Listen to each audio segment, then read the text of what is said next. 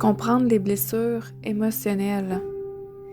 Un enfant passe son temps à interpréter ce qu'il voit, ce qu'il entend et perçoit du monde extérieur. Un enfant, c'est petit, c'est fragile, c'est vulnérable. Ça a le cœur ouvert. Ça a besoin de protection, d'encouragement, mais aussi d'autonomie. Si l'enfant a eu une carence de ces besoins-là, il a appris à s'adapter à la dévalorisation, au manque d'amour, de compassion et de jugement en portant un masque. Ce masque-là représente son moyen de protection qui le coupe de cette souffrance. C'était une réaction qui était normale autrefois pour survivre à ces manques. Nous activons nos blessures émotionnelles entre 0 et 12 ans. Tout ce qui n'a pas été traité durant cette période, vous attirerez, réveillerez et projetterez sur les autres la souffrance reliée à ces blessures inconscientes. Tant que vous n'avez pas accepté une situation dans le cœur, elle va se reproduire dans votre vie. Donc, comment les blessures du passé perturbent-elles notre vie adulte? Par la présence de nos émotions douloureuses qui reviennent sans cesse, par nos réactions disproportionnées, par l'incapacité de modifier le scénario qui se reproduit en boucle et qui déclenche des mauvaises habitudes, tout ça engendrant un grand niveau de souffrance intérieure. Nos blessures émotionnelles nous perturbent à travers notre corps qui nous parle, qui tremble, qui angoisse, qui réclame des substances diverses ou crée des maladies et cancers. Elle engage un discours intérieur négatif qui nuit à notre déploiement. Quand on se dit « j'y arriverai pas »,« j'ai honte »,« je suis nul »,« j'ai peur d'être abandonné »,« j'ai peur d'être trahi »,« j'ai peur d'être jugé »,« je ne le mérite pas »,« je suis pas capable »,« j'ai pas d'énergie pour le faire maintenant ». On s'est tous déjà dit ça, au moins une fois dans sa vie. Les 5 blessures profondes. Il y a certains auteurs qui utilisent des appellations différentes quand ils parlent des blessures. Exemple, vous avez sûrement déjà entendu parler des blessures de l'âme, des blessures intérieures, des blessures affectives, des blessures profondes, des blessures fondamentales. Mais pour moi, j'ai décidé de travailler avec les 6 blessures fondamentales. Je vais vous en parler un peu plus loin. Mais avant ça, le concept des 5 blessures profondes, ça a été soulevé par les travaux de recherche du psychiatre américain John Pierracos. Et ça a été repris par Lise Bourbeau, Sylvie Ouellette, Isabelle Gauduchot, et sûrement bien d'autres aussi, mais je me suis inspirée de leur théorie afin de vous partager mes connaissances à ce sujet. Maintenant, je vais vous parler des masques. Chaque blessure porte un masque. Donc, je vais vous énumérer les 6 blessures dominantes avec lesquelles je vais travailler tout au long de mon programme et vous nommez le masque qui lui est attribué. La blessure du rejet porte le masque du fuyant. La blessure de l'abandon porte le masque du dépendant. La blessure de l'injustice porte le masque du rigide.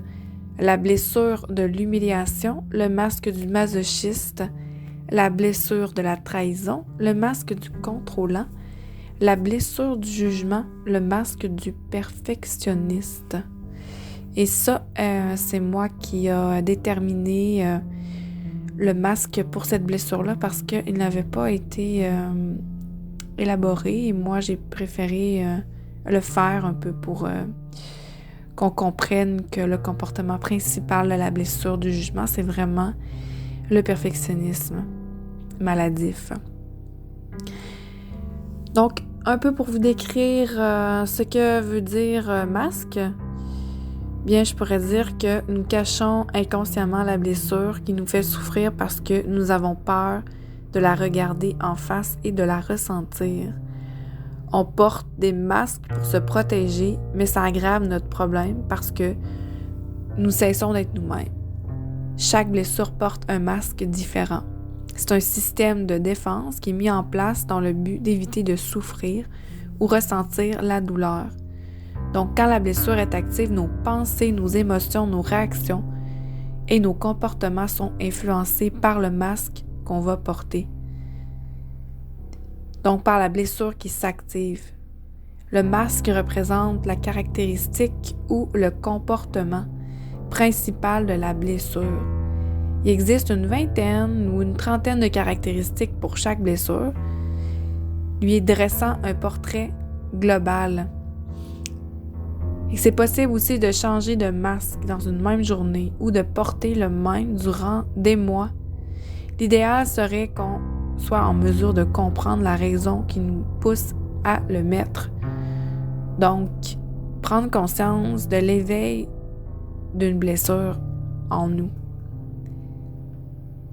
Je vais vous parler des blessures et de l'analogie des blessures. En fait, je vais vous partager ma meilleure analogie pour décrire une blessure. Et je décrirais les blessures émotionnelles comme des virus d'ordinateur qui perturbent le système central en transmettant des informations parasites. Pour moi, j'appellerais ces parasites-là comme des fausses croyances ou des peurs irrationnelles. Et ça bloque les fonctions principales que je comparais à notre façon de raisonner, de se sentir et de se comporter. Lorsque les blessures sont activées, elles nous font réagir de façon à ce que nous soyons plus nous-mêmes. Notez bien ici que certaines personnes peuvent être des activateurs de nos blessures, mais ils ne sont pas responsables de la souffrance qu'on y ressent et de ce que nous faisons avec. Maintenant, quels sont les deux plus gros obstacles rencontrés face à l'activation de la blessure? Le premier obstacle, c'est notre ego. Ça peut être difficile d'aller regarder dans la honte ou la culpabilité quand on la ressent. Nos blessures, ils nous ont protégés des environnements qui nous ont blessés, mais une fois que la plaie est ouverte, il faut la guérir quand on est rendu adulte, c'est dans notre responsabilité. L'ego cache la blessure qui nous fait souffrir parce que nous avons peur de la voir en face et de la ressentir. Nous expérimentons tous des blessures selon des degrés plus ou moins forts. L'exploration de ces expériences est le commencement de votre évolution et votre sagesse. Plus vous évoluerez dans ce sens-là et moins vous accorderez d'importance à votre ego, parce que le maintien de votre bien-être sera votre priorité. Le deuxième obstacle, c'est la difficulté à accepter la présence de nos blessures et à pardonner à soi et aux autres qui nous ont fait mal. Pardonner non seulement à soi, mais aussi aux parents qui nous ont tant fait souffrir. Beaucoup pensent que le pardon, ça signifie accepter que quelqu'un nous fait du mal, que quelqu'un nous a fait du mal. Mais c'est une erreur de penser ça. Le pardon, c'est pas l'acceptation de ces actes-là. Ça reviendrait à pas s'aimer, à pas se respecter, mais ça veut plus dire lâcher notre résistance. Se respecter et s'aimer revient à prendre des dispositions nécessaires pour ne plus vivre ces situations-là difficiles. Pardonner, c'est comprendre que la personne fait ce qu'elle fait parce qu'elle n'a pas d'autre choix que d'agir comme ça. Dans ce cas-là, le parent ou autre personne que nous jugeons responsable de notre blessure a souvent été lui-même enfant, victime de ces mêmes blessures, d'où la difficulté d'accepter nos propres blessures parce que nous infligeons nous-mêmes aux autres. Et oui, c'est toujours plus facile de se regarder comme victime que d'accepter que nous puissions être responsables de faire la même chose. Il vous reste qu'une étape à faire, c'est celle de décider de vous occuper de votre guérison dès maintenant et non attendre que les autres changent pour avoir une meilleure qualité de vie. Ça peut seulement se faire en vous acceptant. Nous avons eu des modèles erronés. Les parents n'ont pas infligé toutes ces blessures-là à leurs enfants. Ils ont permis involontairement à la blessure de s'installer. On peut se donner le droit d'avoir souffert et d'en avoir voulu à ses parents ou à autrui, mais il faut aussi être capable d'avoir de la compassion pour eux qui également souffrent de leurs propres blessures. Comment reconnaître si nous portons une blessure inconsciente? Bien, de plusieurs façons.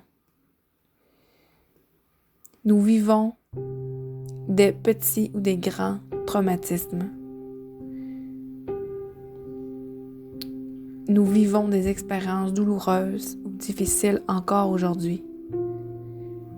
Nos parents portent ces mêmes blessures parce qu'elles sont transmises d'une génération à une autre selon certains auteurs et sont les premiers activateurs.